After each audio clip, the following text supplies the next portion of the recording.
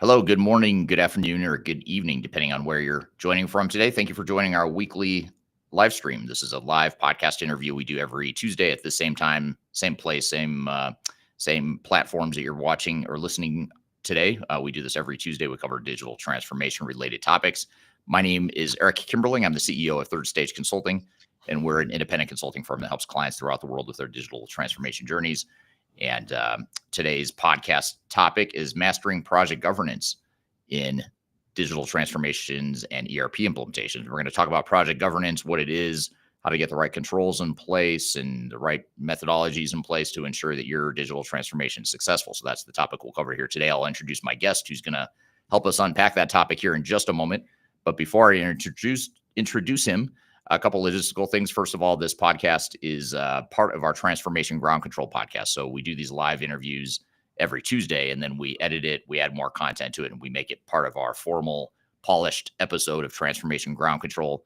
And that podcast is released every Wednesday. We put out new episodes. So if you go to transformationgroundcontrol.com, you can see all the past episodes we've done, and you will see this episode appear in about 2 weeks on that website. You can also subscribe to the podcast at any of on whatever platform you prefer by going to transformationgroundcontrol.com. You can do subscribe to the video version and or the audio podcast version.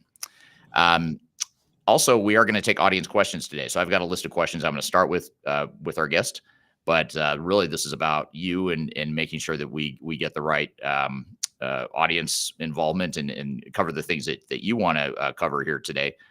So be sure to drop in the chat any questions you might have.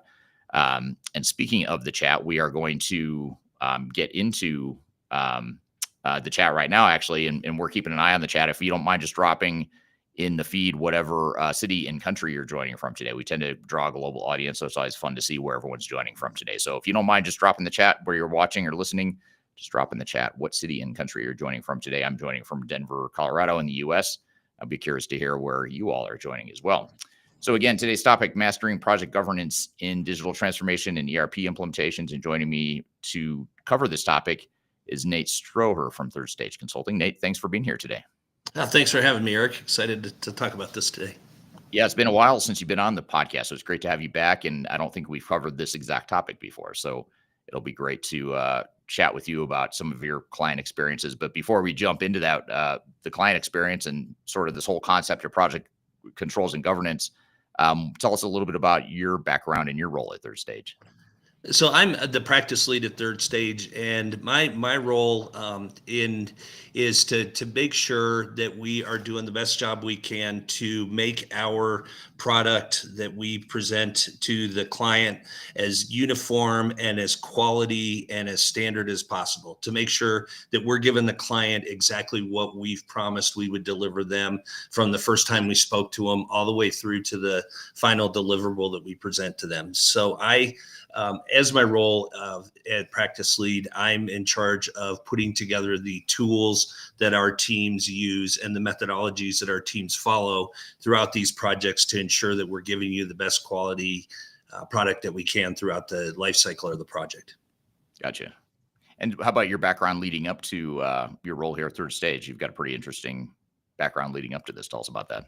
Yeah, so I've been in consulting for just about a little over 25 years. Started with Deloitte Consulting out of grad school. Have a background in digital transformation and change management, and also a lot of work around the finance transformation field. So really have focused a lot on both the technology side of it and the change management side of it. Obviously, working for a Big Four consulting firm at the beginning of my career was exposed and became very comfortable with very set methodologies, very set ways of doing things. So where my experience has been valuable and where I can add a lot to Third Stage Consulting and to our engagements is that mindset of trying to make everything that we do as uniform as possible and to give our employees and our partners the best tools that they can use to present to the clients and to really give the clients the best product that we can. Yeah. Makes a lot of sense. It's an important and underrated role, in my opinion. So that's why it's fun to chat about this with you here today. But for those that may not know, maybe there's some people listening right now that are not project manager types. Maybe they're not PMP certified, or maybe they don't have sort of your traditional project management training or background. Help us understand, just when we talk about the word project governance, what does that mean, and why is it so important to keeping a digital transformation on track?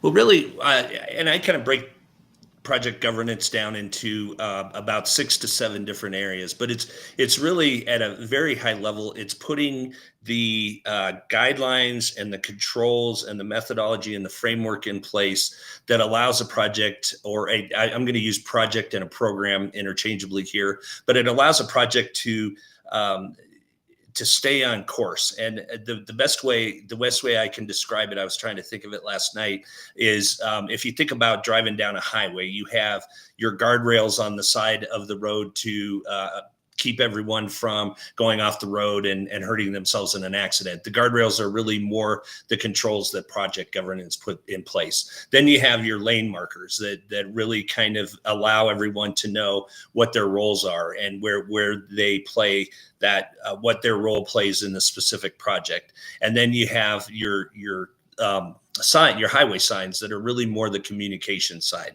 So it's really it's putting the proper tools in place, and it's putting the structure in place that puts the proper rules, regulations, and controls in place, mitigates the risk as much as possible, clearly defines the roles and responsibilities. And then really the most important is the communication and the documentation throughout the project. How are we going to let all the team members know what's going on, and making that communication consistent and clear and concise throughout the project?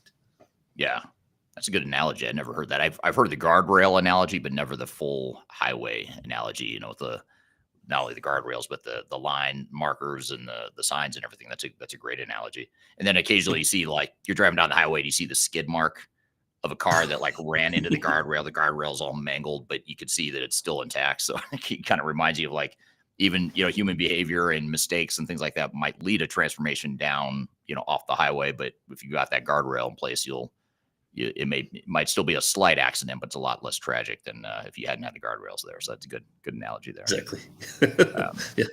Well, good. So I want to say hi to the audience here. A couple people have chimed in on where they're joining from today.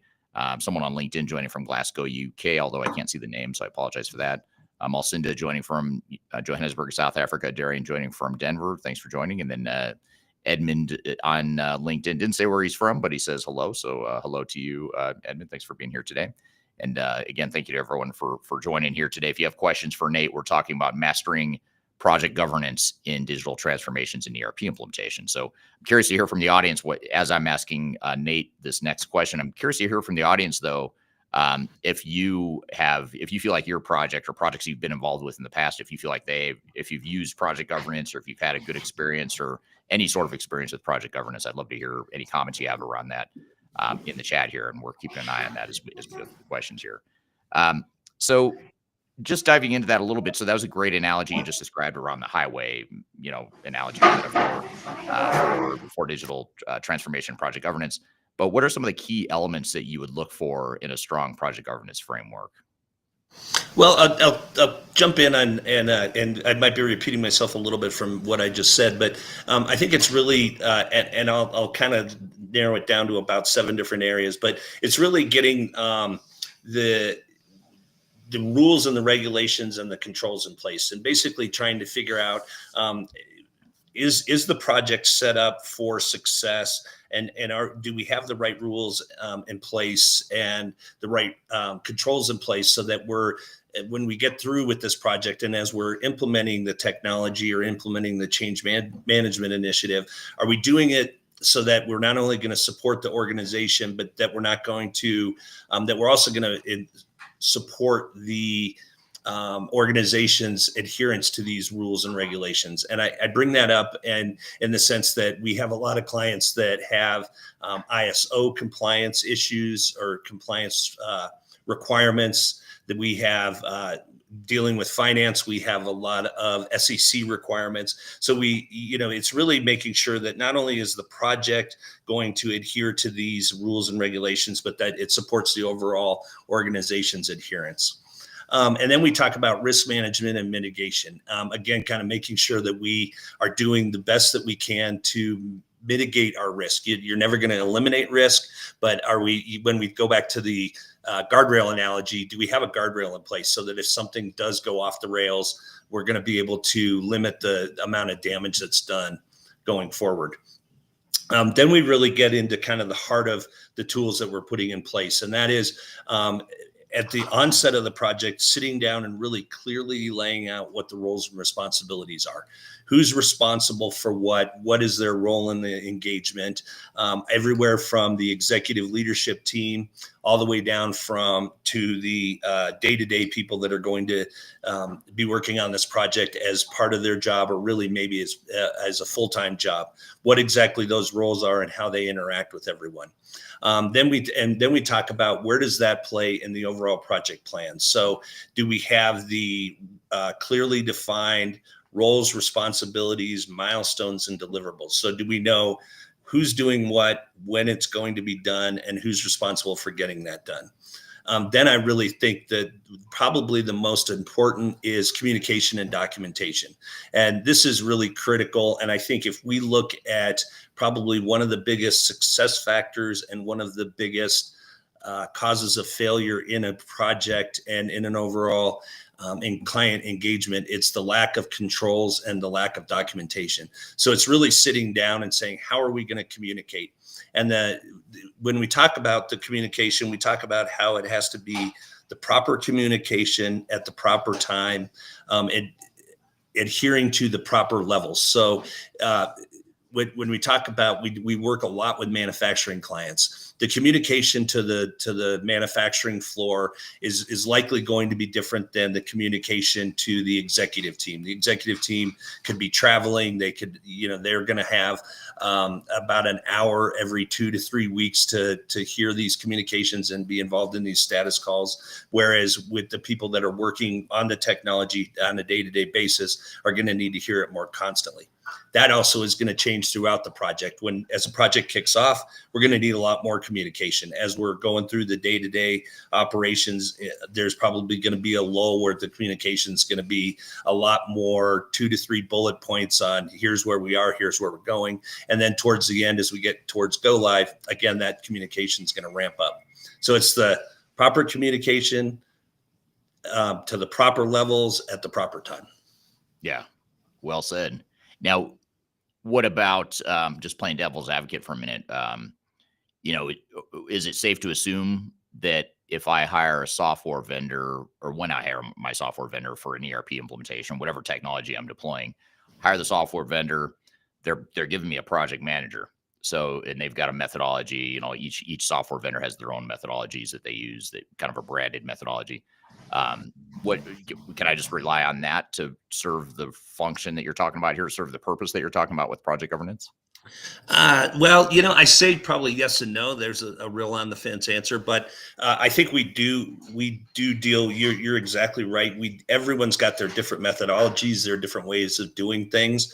I think the real critical point of success is sitting down and making sure those elements are followed. So if they have a really complex project plan, does everyone understand it? And can everyone use that? And can everyone use that as a framework going forward? If it's so complex that only the vendor understands it and the rest of the team doesn't, then we need to adjust that, and we need to put new formats in place that are going to allow everyone to know where we're going, who's doing what, and when we're doing it.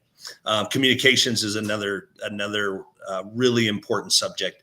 I think it's clear, and on our third stage engagements, we try and come up with a very simple but very detailed communication plan, status report every week, letting everyone know what we've done, what's coming up, who's responsible for it, potential roadblocks, potential challenges going forward, and how this fits into the overall plan.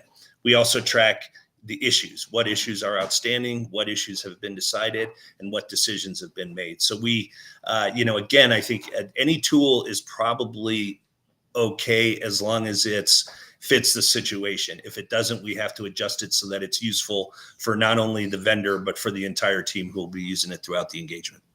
Yeah. Yeah.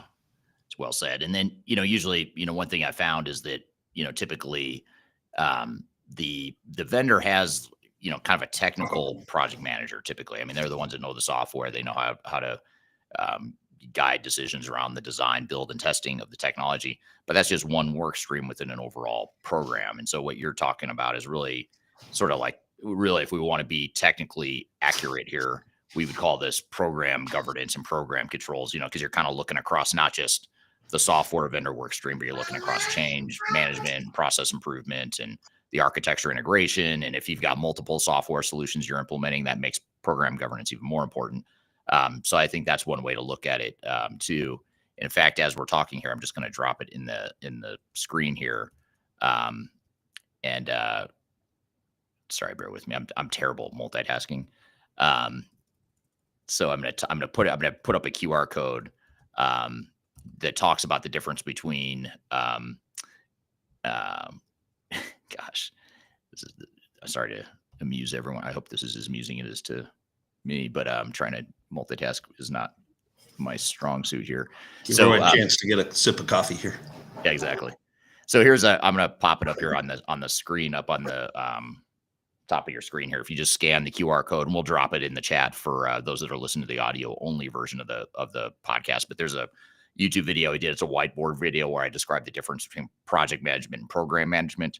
I don't talk a lot about project governance and controls in it. I sort of mention it in passing, but it does unpack the difference between project management and then the overall program management. I think really we're talking at more of the program level. All the stuff you're talking about is how do you preserve that or get those controls in place for across all the different work streams in a digital transformation. So check out this video when you get a chance. You can bookmark it or whatever. It's like a 20-minute whiteboard video where I unpack it a little bit more detail. But you can scan the QR code if you want to watch that video after our conversation here. So that's a good overview of sort of, what program management is, what the different components are, why your software vendor isn't necessarily the cure or the silver bullet to give you the program governance. Because a lot of times, when you're working with these software vendors, their heads down, focused on their piece of the puzzle, right? And that's their job. You brought them in to help design, build, and test technology, but that's just one piece of many that goes into this. And so that's where the guardrails come into place. So speaking of methodologies, what are some of the tools, regardless of whether you're talking about, like, for example, SAP has their, I forgot what it's called now. It used to be called the ASAP methodology, but they changed it. And I can't remember. I'm drawing a blank on what it's called now. Microsoft has SureStep. They all have these different branded methodologies and tool sets and whatnot that all kind of look the same. I mean, they're slightly different flavors, but they cover the basics of deploying technology. Doesn't address the non-technical stuff, but it at least addresses the technology side. But what are some of the methodologies you recommend in general, aside from what the software vendor might bring to the table? What are some of the general methodologies that you recommend for ensuring project controls are effective throughout an implementation? I think, and this will be a little bit of an on the fence answer, so I apologize in advance, but I think, there's thousands, you mentioned it, there's thousands of methodologies. In fact, I did a search the other day, and I think you can find probably upwards of 4,000 or 5,000 different methodologies. And even if you go to the big four, they all talk about their methodologies and how they're so unique and so different. I think really no matter what you choose, you just need to have the basics in place. And, and I'll go back to, again, the points that we're going to keep making throughout this time that we're together, but it's really making sure that you have the clearly defined roles, clearly defined tasks, milestones, deliverables, reporting structure, communication channels, and really, again, using the right complexity for the organization. So if you're coming into an organization, or if you're an organization that's on this podcast and you have you have 40 employees, so you're a smaller, maybe less than 100 million in business, your methodology is, you don't want to go put in place a methodology that's going to be more adept to a Fortune 500 company. So I think really make sure the complexity matches the challenge, and make sure that you have those those parameters in place. Make sure that everyone knows what they're doing, when they're doing it, why they're doing it, how it fits into the overall organization, and what are the steps needed. Yeah. Yeah. Now, coming back to your guardrail analogy earlier, this is from Darian on LinkedIn. Darian asks, how can an organization determine if their guardrails are strong enough to handle unexpected issues during a project? And I talked about, when you're driving down the highway, you see the skid marks every so often with a car that clearly hit the guardrail, because then the guardrail's all mangled and twisted or whatever. But how do you ensure that the guardrails are strong enough to ensure that mistakes that humans may make or inevitable issues that come up during any project, how do you ensure that the guardrails are strong enough to address that stuff? Well, I think it's, I think it really starts off with before you get the project in place, it's really sitting down and looking at what you're trying to do, and then identifying what the risks are at the beginning of an engagement. We always talk about, in fact, I mentioned that I worked at Deloitte, and it was a very pointed effort on any of our engagements that we never talked about eliminating risk. It was always mitigating risk, because you'll never build a strong enough guardrail that an 18-wheeler can't go over it, or there's always something that could get through that guardrail. But it's really sitting down and identifying at the beginning of the engagement what are the potential risks and what are the controls that we can put in place. And then I think what is really a great mitigating factor is just that consistent communication, again, at every different level. So making sure that the team's meeting on a weekly basis, making sure everything is going as planned, or you're identifying what some of the challenges or what some of the risks are that you're facing. And we talk about it all the time in our governance structure that we have in place. Is an issue that's identified within 5 days, within that 1 week time frame of one status report to the other, is going to be very easily handled compared to an issue that's not identified for a month or a month and a half. So again, address the issues and address the risks and the concerns when they happen, versus not having the right process or not having the right tools in place, and letting it go on and letting it become a bigger issue or risk. Yeah. Yeah. And speaking of that, this kind of comes back to a point you made earlier about communication, and how communication is one of those key elements of project governance. This question is a comment from Alcinda on LinkedIn. Alcinda says, in my experience, establishing a feedback loop of what's working well and what's not from the teams on the ground being impacted by the transformation usually is lacking. And so it sort of crosses over into the whole realm of change management and communications. But what are your thoughts on this? I mean, how do change management and just overall communications, bi-directional communications, how does that factor in, or how should that be baked into what a project governance framework looks like?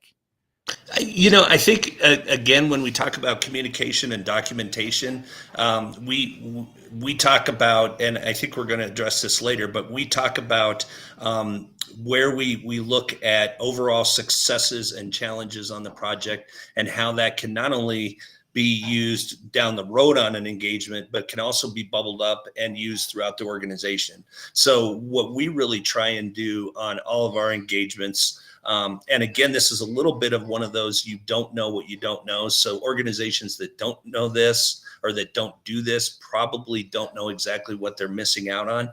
But what we try and do is we try and talk about, here's the issues that have been solved, and then here's the decisions that have been made, and how did those decisions affect what's going on. So we look at, did this help the engagement? Can we put these decisions in place further on down the road in the engagement to help it go smoother? And then not only that, how does this relate to the entire organization? Is this something that we could put in place for the entire organization that's going to make everyone better? So I think really, just again, back to my point that I'll make 100 times over, communication and documentation and tracking this, and really letting everyone know that, like, we tend to focus so much on the challenges, again, addressing the challenges, but really letting everyone know, here's something that we found that really has made a big difference from a success level, and bubbling it up throughout the organization. Yeah. Yeah.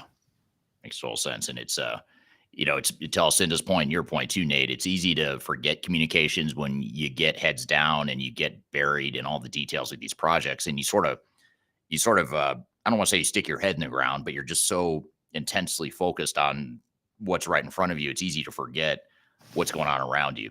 There's still a business being run. There's still people being impacted by this. And how do you ensure that that communication is happening and that we're picking up on risks and we're picking up on potential warning signs? How does risk management factor into this? By the way, speaking of risk, I just thought of this. How do you ensure that the risk mitigation controls are in place, or that we can proactively identify risks as they start to emerge, rather than waiting until they become such big problems that you can't ignore them anymore?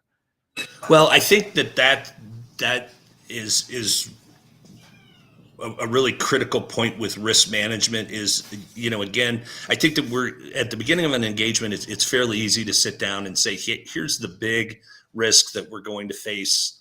You either going to know that from what you faced before on technology engagements, or that an organization, for example, like an organization might be really bad at documenting their decisions. So they know that that's a risk that they've had as an organization throughout.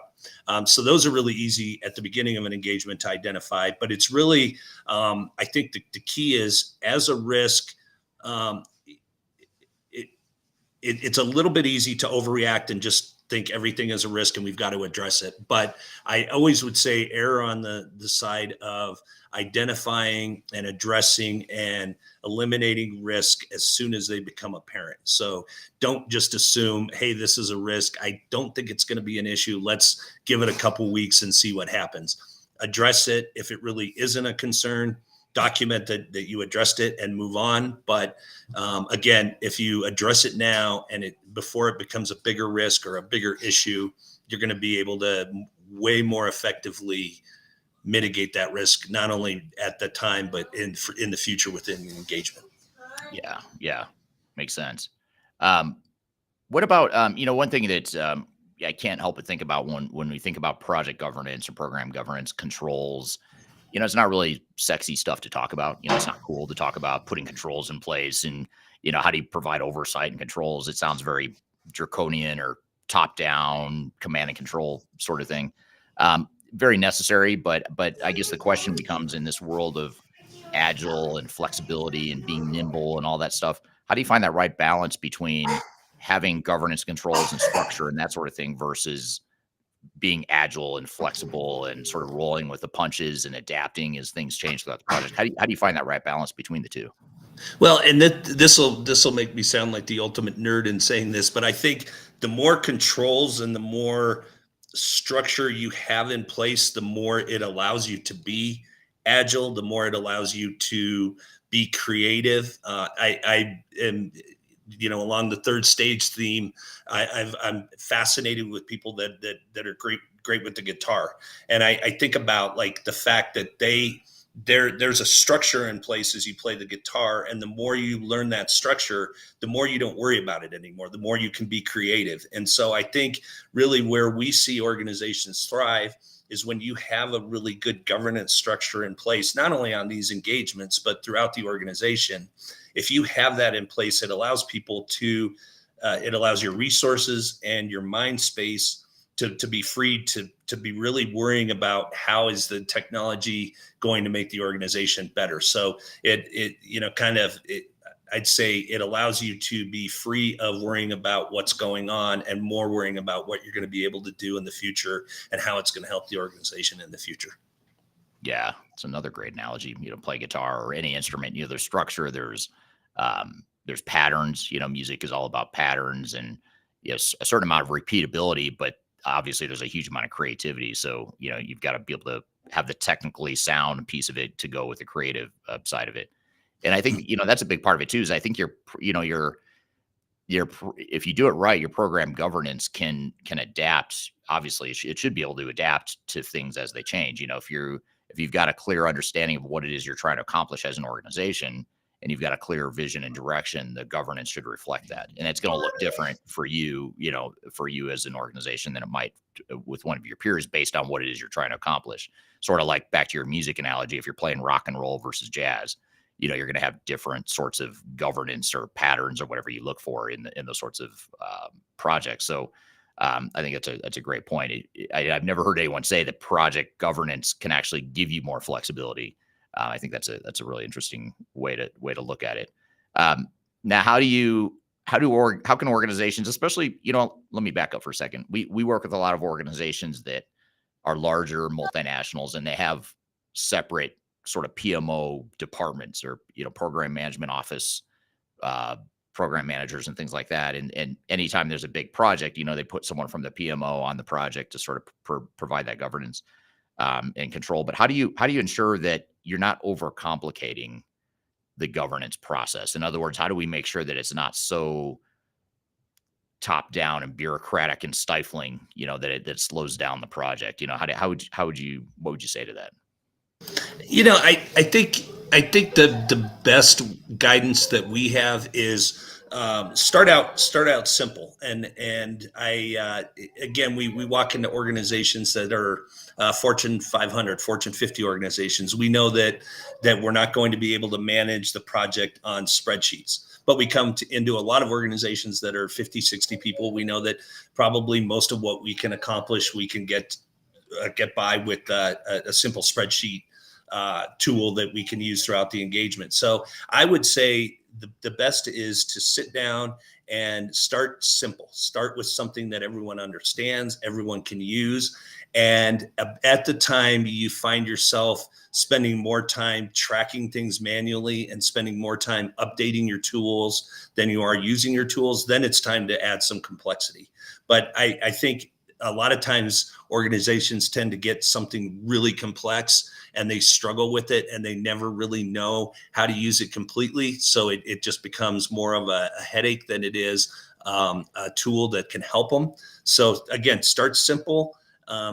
Track the basic things that we've talked about, track decisions, track status, track the issues that you're facing, put together a simple timeline. Some project plans can be as simple as putting together an Excel spreadsheet. Microsoft Project's always a good starting point, but then there's also organizations that are going to need to have something a lot more complex. But you can always add complexity, but taking complexity away is really a lot harder, and it's really going to muddle the process if you get too complex and too robust of a tool at the beginning. Yeah. Yeah. Good point. And I will say, I don't know if you agree with this or not. I will say that if there's a more commonly likely error, it's that companies err on the side of not enough governance. I mean, it's not that often that we see companies that are just so robust with their program governance or their project governance or their PMO function. They're so robust that they're overcomplicating. I mean, it does happen occasionally, but more often than not, I think the clients we see at third stage are more likely to not have enough controls in place. Would you agree with that, or have you seen otherwise? No, and I think you're right, and I think I always talk about when people say, "Oh, we don't want to do that. We don't want to over communicate with our employees," and it's like, well, error on the side, go to the point where you really are over communicating. Everyone has 2 minutes in their day to read an email or to listen to a voicemail or watch a video or whatever. 2 minutes isn't going to throw your organization over the edge as far as making everyone so busy. And so, yeah, you're right. We rarely go into an organization that over governs things, but I think, again, kind of keep going until it becomes an issue. But we rarely see that happen. So you can always add more. And again, I think the more the guardrails and the more the controls are in place, the more you're going to free up time and free up headspace for everyone to really focus on what you're trying to accomplish. Yeah. Yeah. One dynamic we see with our clients too, fairly commonly as it relates to software vendors and system integrators, the more technically focused people on the project is they tend to be the ones that say, hey, let's not worry about this program governance stuff, because back to your guitar analogy, we just want to play music. We don't need to deal with all this structure and these controls and stuff like that. Let us just go build and design and build the technology. Let's get out there and test it. And let's not worry about all these controls. So I think, most organizations we work with feel pressure from their software vendor and their technical implementer, the system integrator, to have less controls in place. Because if you think about it, that allows them to just go deploy technology, and so much of program governance or effective program governance is not just focused on making sure the technology works. That's actually the easy part of these projects. It's more making sure that you've got alignment internally and that your processes fit with the technology and the other way around, to make sure that people are adapting to the change well along the way. All that stuff. And if you don't have the right governance and controls in place, that's the stuff that suffers. It's usually not the software design and build that struggles, although it could struggle too as a result of that. Yeah. But what do you see as some of the signs of poor program governance? So, in other words, rather than, obviously, if a project completely fails miserably, you could probably look back and say, okay, you didn't have the right governance and controls in place. But what are some of the signs along the way as you're going through an implementation or a project like this? What are some of the warning signs you look for that says, hey, you probably don't have the right guardrails in place on this project? Well, I think you could, and I'll probably narrow it down to 4 or 5, but I think really one of the biggest indications is people are spending a lot of time trying to figure out what decisions have been made and why they are where they are. If you have a really well documented communication channel and a good tracking channel for what are our issues, how did we resolve those issues, what are the decisions that have been made, and what are the upcoming tasks as a result of those, that then you're going to spend a lot less time trying to recount the past. So I think when we walk into organizations and we can ask them, like, where are your issue trackers? Where are the decisions? Have the decisions been made? If they're really quickly able to answer that question and show us that, then we know that that's probably not the issue. I think the second is communication, and that is really knowing, at a very, very simple level, where are we going, and what are the upcoming potential challenges that we are going to face. That being said, also within that communication, we have to have a really clear understanding of who's doing what. So when we walk into organizations, probably every one of the engagements that we come in that's had some sort of failure or some sort of timeline or budget issue, it's because decisions are being made by the people that shouldn't be making those decisions. So IT is making decisions for the finance department, or finance is making decisions for the entire organization, and not really incorporating and not truly incorporating who is responsible to make those decisions and who needs to be making them. So it's kind of summed up in making sure the right people are making the right decisions and are doing the right things within the project, and making sure that's really clear throughout the organization.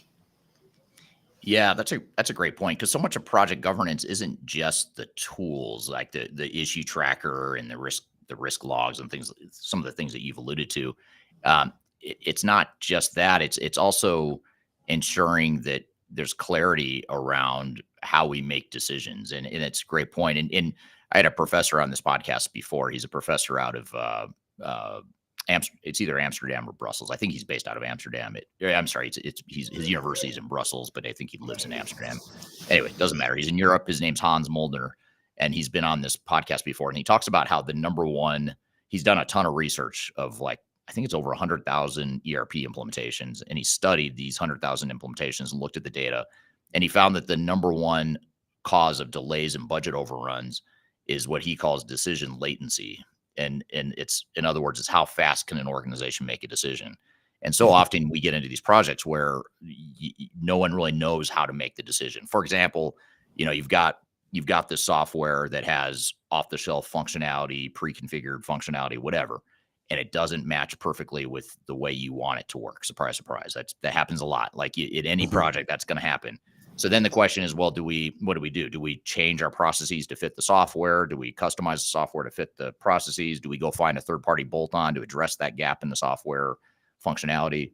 And suddenly, these teams they start spinning in circles trying to make decisions, and they don't know, like, what's the right answer. And so much of that depends on what you're trying to accomplish as an organization. What are the goals, and what are the strategic imperatives of what it is, that this project is supposed to accomplish for the organization. And if you don't have that clarity, I feel like that clarity strategically is really the foundation for project governance, because your project governance has to reflect the strategy, the goals, the overall direction. Those are the guardrails, right? The guardrails you're talking about earlier is that this is the direction we're going as an organization, and here's how we make decisions, and we've got a business case to support it and all that stuff. Is that what you've seen, or how do you factor in that strategic alignment with project governance? No, I think that's great. And in fact, as you were saying that, I was thinking about what we try to put into our status reports. And this was a result of a client that we had when I first joined Third Stage, really kind of elaborated on that whole decision documentation. And this organization was really clear as far as what decision did we make? We set the software up to do X, Y, and Z. Why did we make that decision? And what are potential changes in the future that might make us change that decision? And I think when you really look at those three elements and you break it down that simplistically, or make it that simplistic, then it really allows you in the future to come back and say, oh, you know what? Right now we set the software up to do this and this, and it's really not helping us. Let's go back and figure out why we set it up that way. And then you find out, oh, we did it because we were taking all of our orders online, and now we're taking them by phone and online. So that decision needs to change, and we're going to document this decision going forward. So I think it's, you could get way in the weeds and try to overanalyze a decision, and you're just going to have paralysis by analysis. Or you can sit down and say, here's the decision, here's why we made it, here's what could change in the future, and let's move on. And then if you have that clearly documented, it's a lot easier to come back and address it when you run into a new issue going forward. Yeah.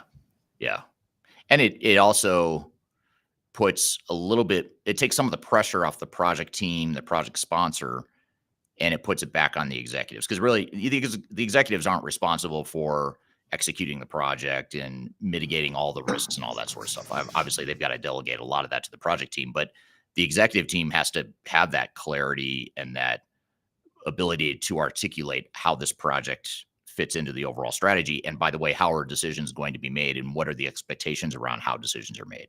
What goals are we trying to accomplish as we make some of these various trade-offs and tough decisions that are never perfect? You've got to make these trade-offs or these decisions that oftentimes are the lesser of two evils. But if you have clarity around how to make those decisions and what goals you're trying to accomplish starting at the top of the organization, that makes things a lot more clear. But what ends up happening is so many organizations just think, well, this is just an ERP upgrade, so we're just going to let the project team have at it and go upgrade the technology. How hard can it be? But obviously, there's a lot of details that go into that. In fact, I'm going to put up another QR code right here, and this is our phase 0 checklist. And this stuff we're talking about here is really stuff that you should put in place before you start the implementation. Now, it's better late than never, but if you're early in a digital transformation or an ERP project, now is the time to put this stuff in place. And this phase 0 checklist covers way beyond what we're talking about here today. It's not just project governance and controls. It's also talking about business process definition and change strategies and stuff that you should make sure you have in place before you really start getting into the meat of the implementation. So scan this QR code right here. I'll drop it in the link for this podcast episode as well in the show notes. But if you want to check out that list, you can get that off our website there. But while I leave that up there, I want to come back to another question here that was a really good one, sort of related to what we were just talking about, Nate, around making these decisions and these trade-offs. But this is from Zenon. I hope I'm pronouncing the name right. Zenon on LinkedIn says, in your program governance system, how do you align requirements with clients as well as disparate sales and delivery teams? Which I think is a good question, because you get these technology providers that come in and sell you a vision or sell you the technology, but how do you ensure that the client requirements, what the technology can do, what the sales people have said they could do, and the delivery teams, how do you ensure, in program governance that all this stuff is addressed and aligned? Yeah, and I think it really starts off, and this overlaps a little bit with change management, but I think it really starts off what I alluded to earlier is that before the project even kicks off, it's sitting down and saying, where are we now? Where do we want to be? And how will this technology or this initiative get us to where we want to be. And so to sit down and say, okay, we're this organization, we want to be a $500 million organization in the future. This technology is going to allow us to expand our sales, and then really going through and making sure that what we need the technology to do is what's been promised from the vendor or whatever the source may be, and really making sure that they can actually do what we need it to do, and that it can do what they've promised. So those are, and I break those down because first of all, can it do what they told us it can do? A lot of times that answer might be less than 100. It might be 90%.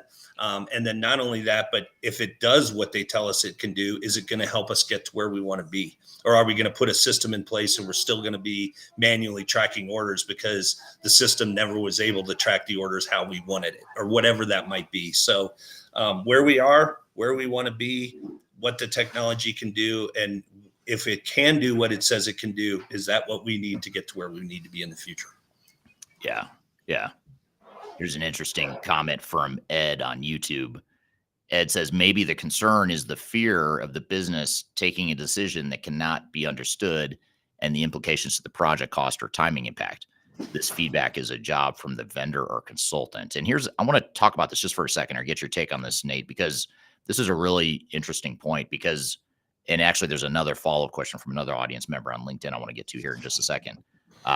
In fact, let me pull this up too, and I'll sort of sum it all up into a more concise question here, but I think these are really related, good questions. So that's Ed's question. Maybe the fear of the business making a decision and you can't understand the implications on the project cost or the timing, and you need your outside vendor or consultant to help you understand that. That's part one. Part two comes from Alcinda on LinkedIn. Alcinda says, if we're saying that clients don't know what we don't know, who defines when a project is complete? And is that done up front or at the end of a project? Basically, how do we ensure that we don't have moving targets? Now, I want to kind of roll this all into one theme, which is a client, even if a client has a real robust PMO function, a program management office function within the organization. Most organizations don't, but even if they do, they're not experts in ERP implementations. They probably haven't done a lot of these projects because most organizations only do this once every 10 or 20 or 30 years. So they're not going to be experts in-house to do this. So they do rely on their outside consultants or their vendors. However, oftentimes, more often than not, vendors are focused on, is the technology working? Does it work? Are the bugs worked out? Do the workflows work? That's fine. We need to do that, but that doesn't necessarily mean that the organization is ready and that the organization has adapted the technology and that the processes and the technologies are all aligned and roles and responsibilities are all well defined. You could have perfectly designed and deployed technology, but still have a complete disaster, complete failure in the implementation, not because the vendor didn't do their job, but because there's all the other non-technical stuff that didn't happen. So what do you do when you've got a software vendor whispering in your ear that, hey, everything's fine, the technology works, let's just hit the button and go live? We're not experts in ERP implementations because we're not, we have a business to run day to day. How do you reconcile that? Like, what are some of the ways that we, for example, third stage can, have provided that stopgap, or what are some of the ways that organizations can overcome that? Well, and we've run into this quite a few times, and I think really a big chunk of mitigating this risk, or mitigating getting into that position in the first place, is taking a step back and saying, where is this overall project fit into the organization?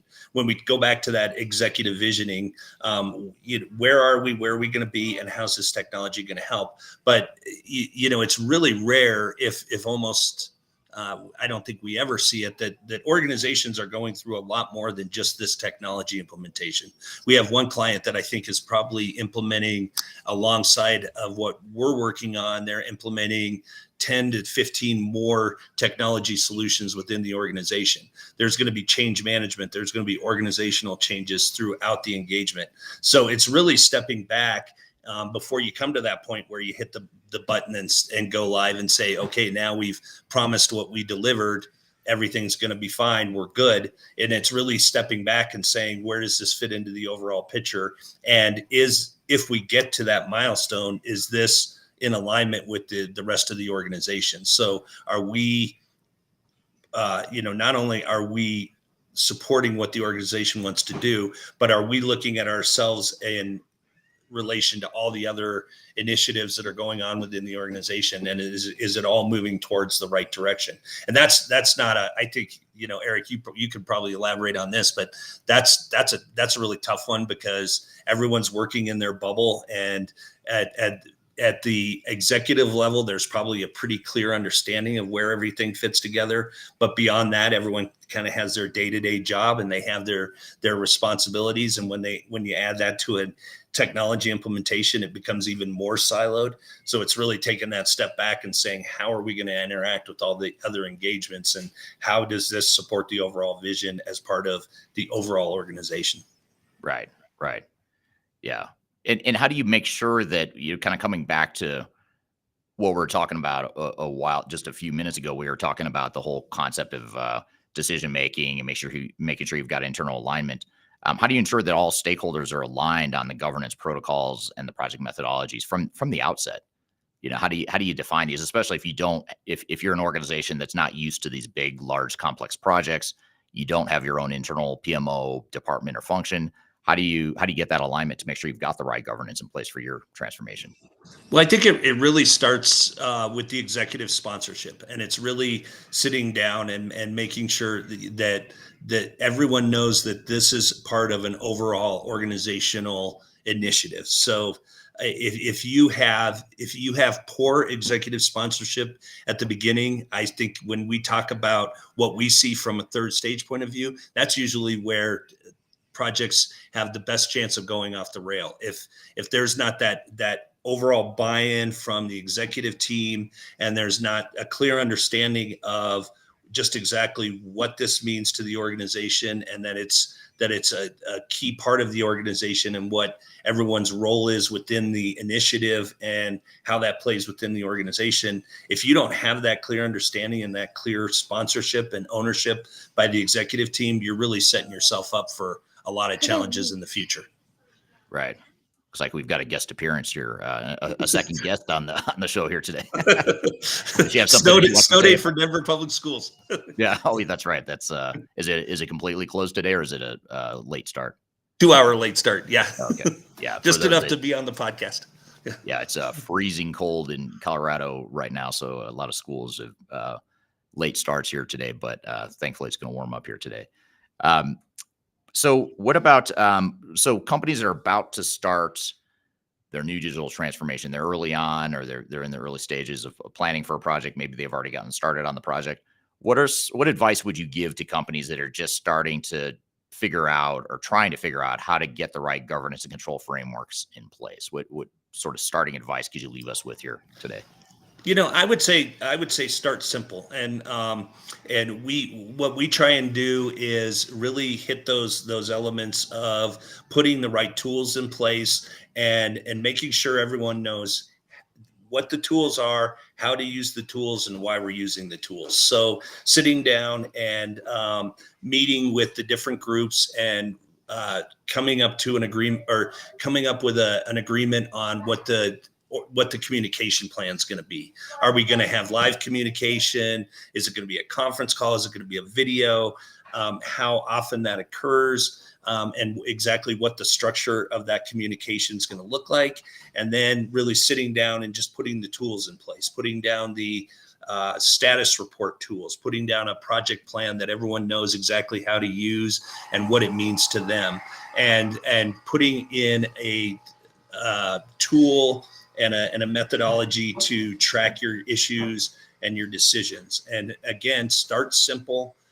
Don't let the complexity of all these different tools slow you down. Really sit down, and if it has to start with an Excel spreadsheet, or if it has to be done manually, just get it in place and build on it as you go forward. But getting that framework in place is critical at the beginning, because that is going to give everyone, again, the guardrails and the lane markers going forward, so everyone knows exactly what their role is in the project, and putting the controls in place and the communication in place, so everyone knows where we're going and how we're going to get there. Yeah, great advice.